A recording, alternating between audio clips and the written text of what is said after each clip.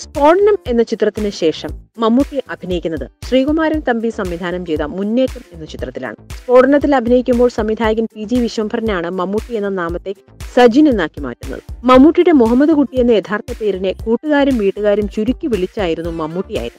മുന്നേറ്റത്തിൽ അഭിനയിക്കാൻ വരുമ്പോൾ സജിൻ എന്നായിരുന്നു മമ്മൂട്ടിയുടെ സിനിമാ പേര്. പക്ഷെ ചിത്രത്തിന്റെ സംവിധായകൻ ശ്രീകുമാരൻ തമ്പിക്ക് സജിൻ എന്ന പേരിനോട് തീരെ താല്പര്യം തോന്നിയില്ല. മമ്മൂട്ടി എന്ന് മതിയെന്ന് ശ്രീകുമാരൻ തമ്പി നിശ്ചയിച്ചു. എന്നാൽ ചിത്രത്തിന്റെ നിർമ്മാതാവ് സുബ്രഹ്മണ്യം കുമാറിന് മമ്മൂട്ടി എന്ന പേരിനോടായിരുന്നു വിരോധം. മമ്മൂട്ടി എന്ന പേര് കോമഡി നടന് പറ്റിയ പേരാണ് എന്നായിരുന്നു അദ്ദേഹത്തിന്റെ പക്ഷം. മമ്മൂട്ടിക്കും സജിൻ എന്ന പേരായിരുന്നു ഇഷ്ടം. പിന്നെ നിർമ്മാതാവും സംവിധായകനും പേരിന് വേണ്ടി തർക്കമായി.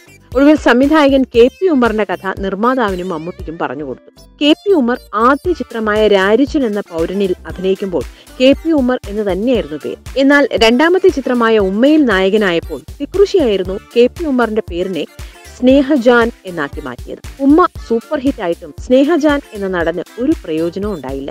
വീണ്ടും KP ഉമ്മർ എന്നാക്കി മാറ്റിയപ്പോഴായിരുന്നു ഉമ്മറിനെ തേടി ചിത്രങ്ങൾ വന്നു തുടങ്ങിയത്. ഇത് കേട്ടപ്പോൾ മമ്മൂട്ടി എന്ന പേര് മതിയെന്ന് നിർമ്മാതാവും മമ്മൂട്ടിയും സമ്മതിക്കുകയായിരുന്നു. You're watching me on metromatney.com.